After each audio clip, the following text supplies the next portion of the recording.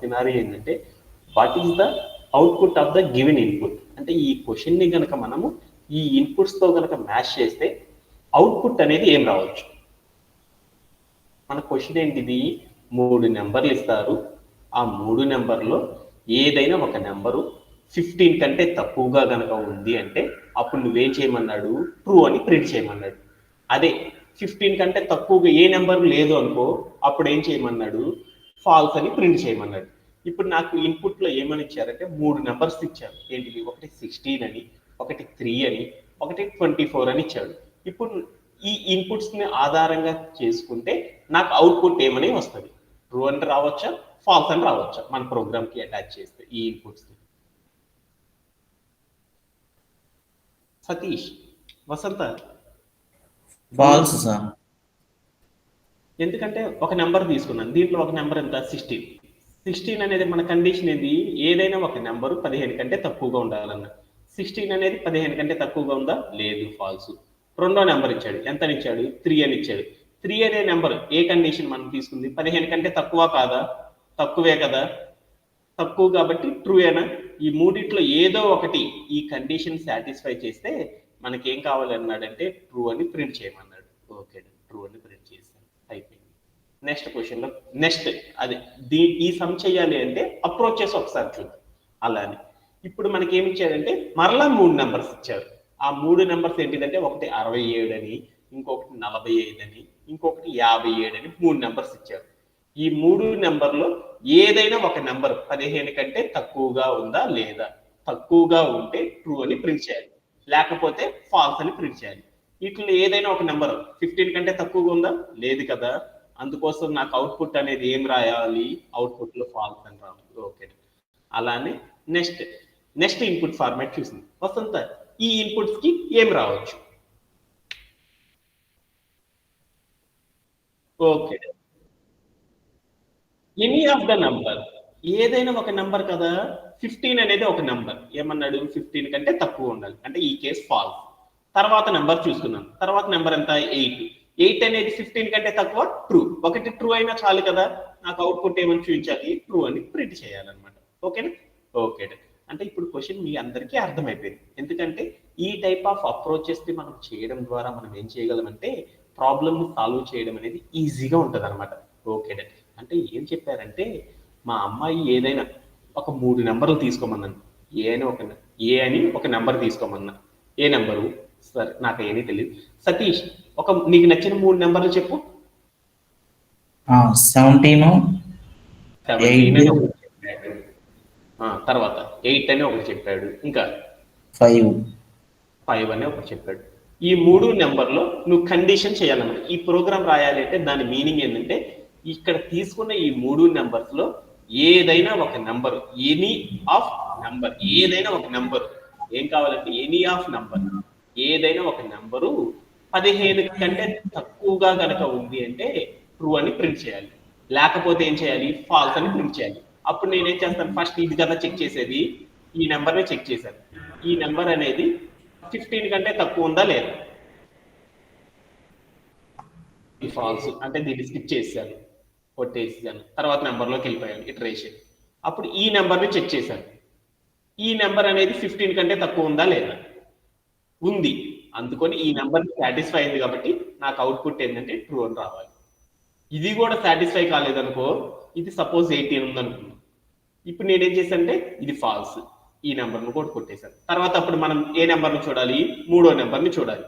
ఈ 3వ నెంబర్ని చూశాను, చూస్తే ఇది 15 కంటే తక్కువ ఉంది, అంటే అప్పుడు నాకు అవుట్పుట్ ఏం రావాలి, ట్రూ అని రావాలి. ఈ 3 కండిషన్స్, ఈ 3 వాల్యూస్ నేను చెక్ చేసుకుంటూ వెళ్ళానుకో, 3 కూడా ఈ కండిషన్ ని సాటిస్ఫై చేయలేదనుకో, అప్పుడు నేనేం చేయాలంటే అవుట్పుట్ లో ఫాల్స్ అనేది రావాలి అని చెప్పాలన్నమాట. ఓకేనా, అర్థమైందా, ఎవరికి డౌట్ లేదు కదా. ఓకే, ఈ టైప్ ఆఫ్ క్వశ్చన్ ని సాల్వ్ చేయాలంటే మనం ఎలా సాల్వ్ చేయాలి అనేది చూద్దాం. ఎప్పుడైనా సరే ఒక సమ్ ని సాల్వ్ చేయాలంటే మనం ఏం చేయాలి, ఇన్పుట్ వాల్యూస్ ని రీడ్ చేసుకోవాలి. ఇక్కడ ఇన్పుట్స్ అనేది ఏమి ఇచ్చాడు, ఏం చేశాడంటే ఒక ఇన్పుట్ అనే ఒక ఫార్మాట్. ఇన్పుట్ అంటే ఏంటిది, కంప్యూటర్లో మీరు ఎప్పుడైనా సరే సాఫ్ట్వేర్ ఇండస్ట్రీలో ఎప్పుడైనా సరే చేసేసేటప్పుడు మీకు ఎలా ఉంటుందంటే ఇక్కడ కస్టమ్ ఇన్పుట్ అని ఒకటి ఉంటుంది అనమాట.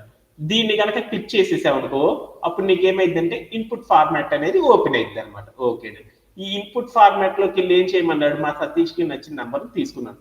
ఒకటి ఏంటిది 17 అని ఒక నెంబరు, ఇంకొకటి 8 అని ఒక నెంబరు, తర్వాత ఇంకోటి ఏం చేయమన్నాడు 5 అని మరొక నెంబర్ తీసుకోమన్నాడు. తీసుకున్నాను. Okay done. ఇప్పుడు నేనేం చేశానంటే ఇక్కడ తీసుకున్న 3 నెంబర్స్ లో ఏదైనా ఒక నెంబర్ ఏం కావాలి ఏదైనా ఒక నెంబర్, అట్లీస్ట్ ఏదో ఒక నెంబరు 15 కంటే తక్కువగా ఉంటే నీ యొక్క అవుట్పుట్ ట్రూ అని ప్రింట్ చేయి, లేకపోతే ఫాల్స్ అని ప్రింట్ చేయి. ఇది మన యొక్క ప్రోగ్రామ్. అది నిజమైతే నిజం అంటే ఏం చెప్పాడు, మనం చెప్పిన కండిషన్ నిజమైతే ట్రూ, లేకపోతే ఫాల్స్.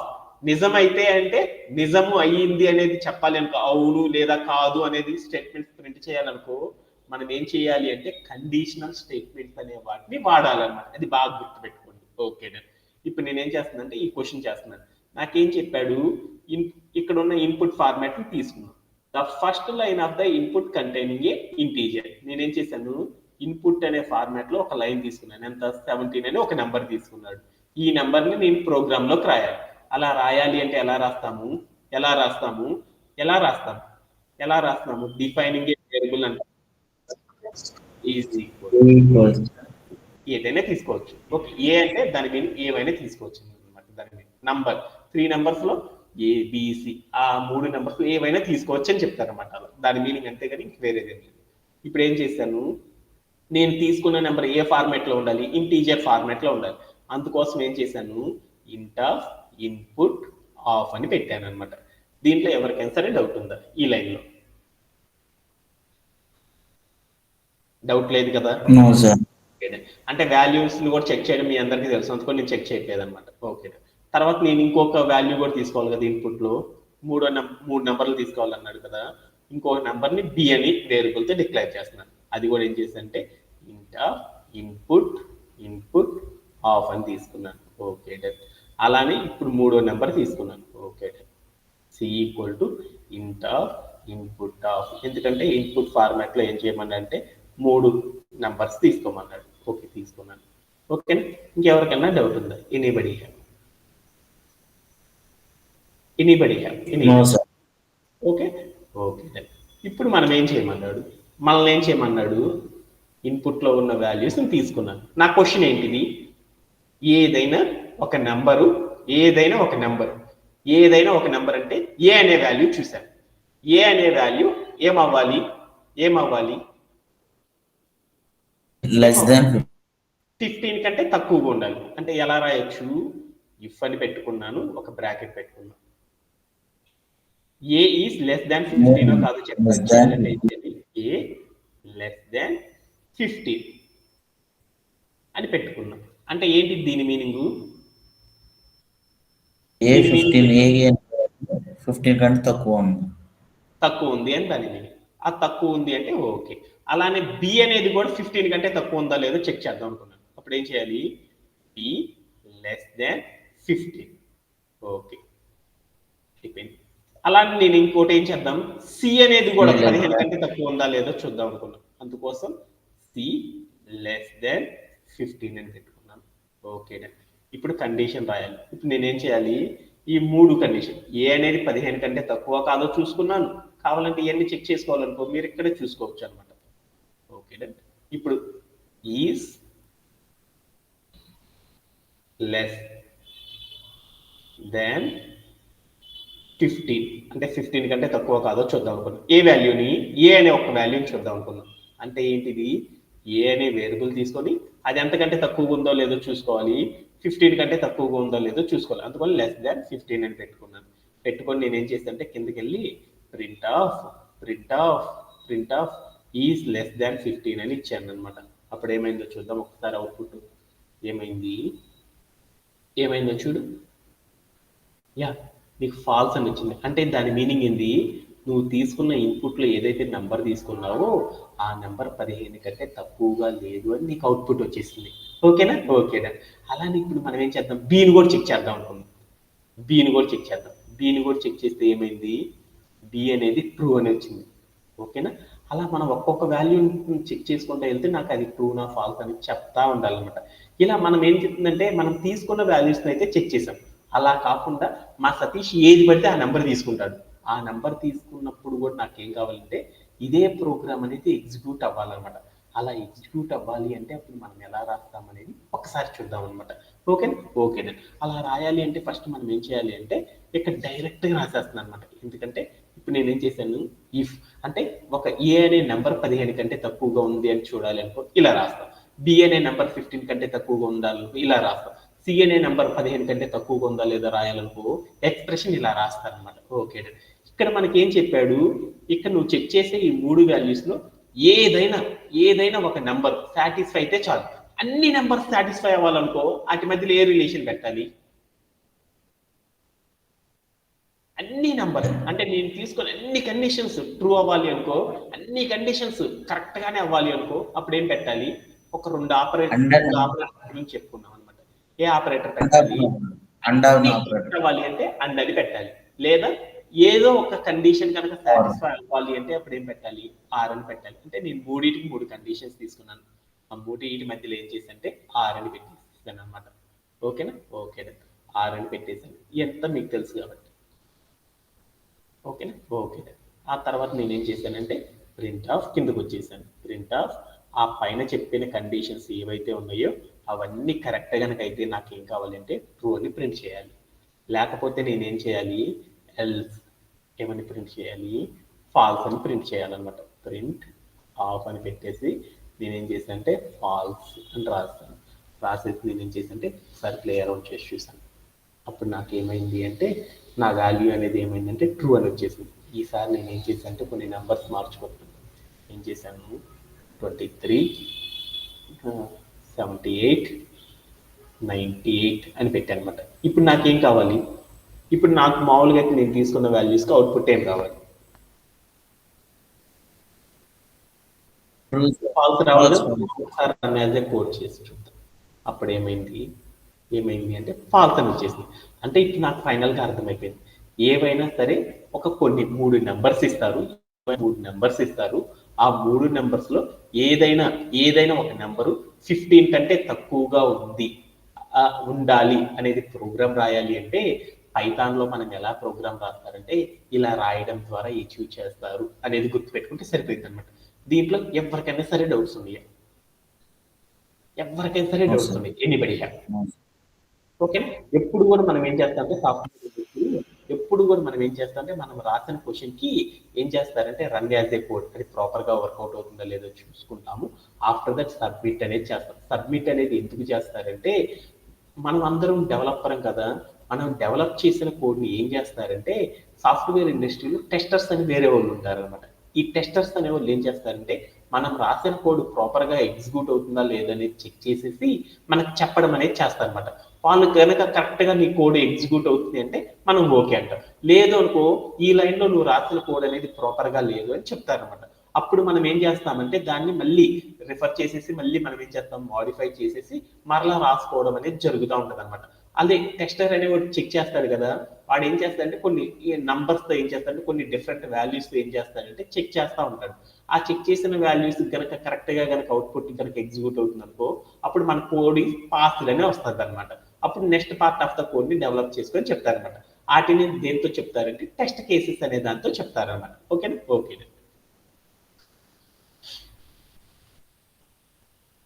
ఓకే. అలానే మనం ఇంకోటి ఏం చేద్దామంటే ఇక్కడ ఇంకొక టికెట్ తీసుకుందాం. ఇక్కడ ఏముందంటే ఇంకొక టికెట్ చూద్దాం. ఆ టికెట్ కూడా ఏంటి అంటే ఒక్కసారి చూద్దాం. ఏంటిది? Vasantha, can you explain this ticket?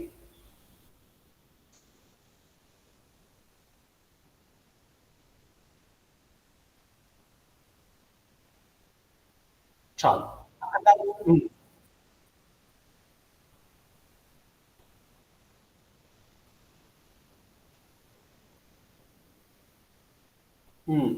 అంటే ఏంటిది? ఒక్కసారి చూద్దాం. అవన్నీ అనవసరం మనకి. ఎప్పుడు కూడా ఇన్పుట్స్ అవన్నీ పెద్దగా యూజ్ ఉండదు. ప్రోగ్రామ్ ఒకటే అర్థమైతే అయిపోయినట్లే అనమాట ఇలాంటి టాస్క్. ఓకే. ఇప్పుడు ఏం చెప్పాడు? 2 నెంబర్స్ ఇస్తారంట. ఒక 2 నెంబర్స్ తీసుకుందాం. ఒకటి 2 అని తీసుకుందాం, ఒకటి 4 అని తీసుకుందాం. Okay done. అయితే ఏం చేయమన్నారు నాన్న వసంత?